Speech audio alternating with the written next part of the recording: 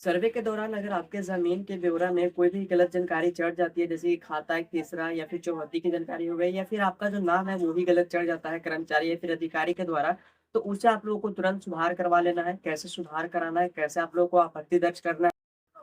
तो दोस्तों जैसे कि हम सबको पता है कि फिलहाल में बिहार में ज़मीन सर्वे की जो प्रक्रिया है वो चल रही है और लगभग इसका अंतिम पड़ाव जो है वो आने ही वाला है। यानी कि दोस्तों ज़मीन सर्वे जो है वो लगभग 3 से 4 चरणों में पूरा हो जाता है, लेकिन इसका मुख्य रूप से 3 चरण जो है वो बहुत ज़्यादा महत्वपूर्ण है, खानपुरी अधिकार अभिलेख और अंतिम अधिकार अभिलेख।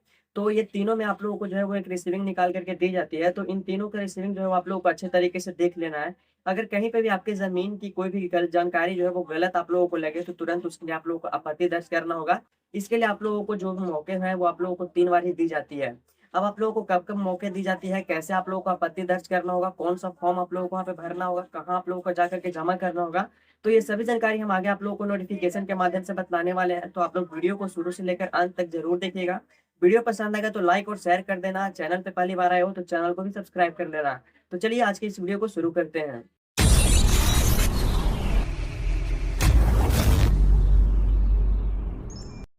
तो वो कौन-कौन से 3 मौके हैं और कब हमें जो है वो अपने ज़मीन की अगर गलतियाँ पाई जाती है तो उसके लिए हम आपत्ति दर्ज कर सकते हैं, कंप्लेंट दर्ज कर सकते हैं।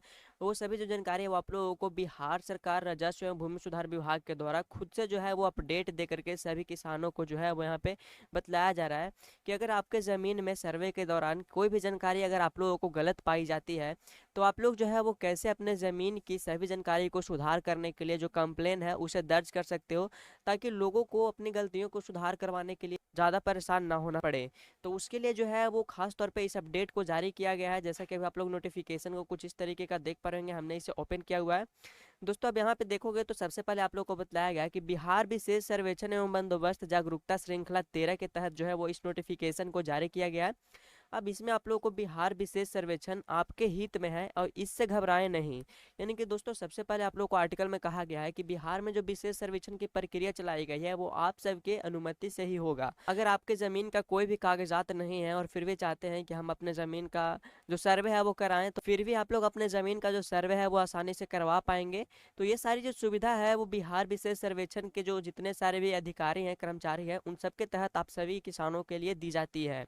अब दोस्तों नीचे देखोगे तो आप लोगों को यहाँ पे बतलाया गया है कि सर्वे के क्रम में अगर आपके आपत्ति है तो आपत्ति दर्ज करने के 3 बार मौके मिलेगा। जैसे कि दोस्तों अगर आप लोगों ने अपने ज़मीन का सर्वे करा लिया और उसका अभी आप लोगों का जो भी मतलब कि सर्वे होने के बाद आप लोगों का जैसे कि खतियान की नकल तैयार की जाती है, नक्शा बन करके आता है, अधिकार अभिलेख होता है, अंतिम रूप से भी प्रकाशन की जाती है। तो इन 3-4 चरणों में अगर आप लोगों को कहीं पे भी कुछ भी रिसीविंग दी जाती है और उसमें अगर आपको ऐसा लगता है कि हमारा ये जो ज़मीन का डिटेल्स है, ये जो जानकारी है, चाहे वो खाता हो, रकबा हो, चौहद्दी हो, उसमें अगर आप लोगों को गलती पाई जाती है और अगर आपको ऐसा लगता है कि मुझे आगे चल करके प्रॉब्लम हो सकती है, मुझे इसे अभी अपडेट कर लेना है, सुधार करवा लेना है, तो उसके लिए आप लोगों को 3 जो चरण है वो आप लोगों को यहाँ पे दिया गया है। 3 बार मौका आप लोगों को मिलेगा। तो कब कब आप लोगों को अपने ज़मीन की जो सारी डिटेल्स है उसमें अगर आप लोगों को गलतियाँ होती है तो आप लोगों को सुधारने के लिए मौका दी जाती है। जैसा कि अभी आप लोगों को सबसे पहला बार मौका कब मिलेगा, तो आप लोग यहाँ पे देखेंगे तो बतलाया गया है कि बिहार विशेष सर्वेक्षण शिविर से खानपुरी पर्चा मिलने के बाद शिविर के कानूनगो के पास प्रपत्र 8 आपत्ति दर्ज कर सकते हैं। यानी कि दोस्तों कहने का मतलब है कि सर्वेक्षण होने के बाद आप लोगों को शिविर से जो है वो खानपुरी पर्चा मिलेगा, यानी कि आप लोगों को एक रिसीविंग मिलेगा जो कि खानपुरी होगा। उससे आप लोगों को अच्छे तरीके से एक बार देख लेना है। सभी किसानों को ये काम करना है, क्योंकि वो अगर अच्छे तरीके से नहीं देखेंगे और उनका जो भी मतलब कि जमीन की जानकारी है वो अगर सही है तो ठीक, तब ठीक है। अगर गलतियां कुछ हो जाती है तो वो आप लोगों को हमेशा के लिए जो है वो आने वाले समय में उसी तरीके से ऑनलाइन पे चढ़ जाएगी। फिर आप लोग कुछ नहीं कर सकते। फिर अगर आप लोग कभी भी इसे सुधरवाना भी चाहोगे तो बहुत सा आप लोगों को झमेला करना पड़ेगा। तो सभी किसानों को बहुत ही अच्छे तरीके से बारीकी से चेक कर लेना है। अगर आप लोगों को कुछ भी गलतियां पाई जाती है इस खानपुरी पर्चा में, तो तुरंत आप लोग जो है वो शिविर में कानूनगो सर के पास जा करके अपना जो प्रपत्र है, प्रपत्र 8, इसमें आप लोग जो है वो कंप्लेन दर्ज कर सकते हो। तो ये पहला जो चरण है वो आप लोगों को है अपने ज़मीन के किसी भी गलतियों के लिए आपत्ति दर्ज करने का पहला बार आप लोगों को अवसर यहाँ पे मिलता है।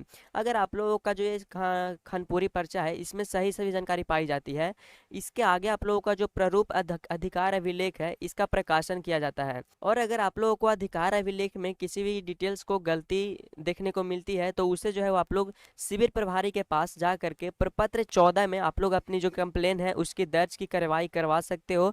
यानी कि दोस्तों आप लोगों का जो है वो खानपुरी पर्चा को जारी करने के बाद आप लोगों का प्रारूप अधिकार अभिलेख का प्रकाशन किया जाएगा।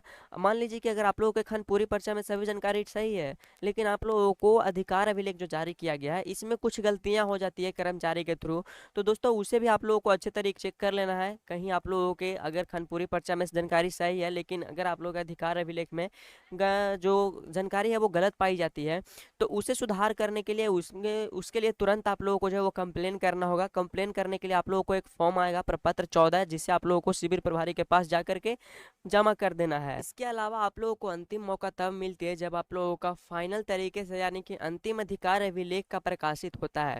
यानी कि दोस्तों जमीन सर्वे का जो सबसे अंतिम पड़ाव है, अंतिम चरण है, वो आप लोगों का अंतिम अधिकार अभिलेख प्रकाशित किया जाता है अंतिम चरण में। अगर आप लोगों का इन दोनों जो चरण है इसमें अगर आप लोगों की सभी जानकारी सही पाई जाती है और आप लोगों का जो अंतिम अधिकार अभिलेख है इसमें अगर आप लोगों को किसी भी तरीके को कोई भी गलतियां हो जाती है तो इसे सुधार कराने के लिए आप लोगों को जिला स्तरीय अधिसूचित पदाधिकारी के पास प्रपत्र 21 में आपत्ति दर्ज की जा सकती है। यानी कि दोस्तों अगर आप लोगों को जो है वो ये 3 मौके दी जाती है अपने ज़मीन में किसी भी तरीके की कोई भी जानकारी गलत होती है तो उसे सुधार करने की। अगर आप लोगों का खानपुरी पर्चा में गलतियां होती है इसे भी नहीं सुधार करवाते हो, इसमें भी आप लोगों का उसी तरीके का जो डिटेल्स है वो छप के आ जाता है, इसमें भी आप लोग नहीं सुधरवाते हो। लेकिन अगर आप लोग तीसरी चरण में नहीं सुधार करवाते हो तो आप लोगों का जो सारा जानकारी है वो आप लोगों को गलत ही अपडेट कर दी जाएगी, गलत ही आपके ज़मीन का जो सभी जानकारी है वो चढ़ा दिया जाएगा ऑनलाइन पे, जिससे आप लोगों को भविष्य में दिक्कत हो सकती है। तो इसे आप लोगों को बहुत ही ज़्यादा अच्छी तरीके से आप लोगों को बारीकी से चेक करना है, क्योंकि ये आप लोगों का भविष्य का सवाल है। ठीक है, अगर कुछ भी गलतियां होती है तो आप लोग तीसरे चरण में यानी कि अंतिम अधिकार अभिलेख जैसे ही प्रकाशित होगा आप लोगों को अच्छे तरीके से चेक कर लेना है। गलतियां पाई जाती है तो उसके लिए आप लोगों को जिला स्तरीय अधिसूचित पदाधिकारी के पास आप लोगों को प्रपत्र 21 जो है उसमें आप लोगों को कंप्लेन भर के जमा करना होगा। तो जैसा कि अभी आप लोगों ने देखा कुछ इस तरीके का जो नोटिफिकेशन है वो निकल कर के आया हुआ था, जो कि सभी रैयतों के लिए बहुत ही ज़्यादा महत्वपूर्ण नोटिफिकेशन यहाँ पे होने वाला है। क्योंकि दोस्तों अगर आप लोगों के ज़मीन में किसी भी तरीके का कोई भी गलतियाँ अगर चढ़ जाती है, तो उसे आप लोगों को सर्वे का अंतिम चरण जब प्रकाशित होता है, तो उसी समय आप लोगों को वेरीफाई कर लेना है। गलतियाँ होने पर आप लोग जो है वो आपत्ति दर्ज कर सकते हो। कब आप लोगों को आपत्ति किस फॉर्म को भर करके कहाँ जमा करना है, वो सभी मैंने जानकारी आप लोगों को बता दी है। उम्मीद करता हूँ कि पूरी जानकारी आप लोगों को समझ में आ गई होगी। अगर फिर भी आप लोगों को किसी भी तरीके का कोई भी डाउट या फिर कंफ्यूजन हो तो आप लोग हमें कमेंट में पूछ सकते हैं। मिलते हैं किसी नेक्स्ट वीडियो में नेक्स्ट अपडेट के साथ। वीडियो देखने के लिए बहुत-बहुत धन्यवाद।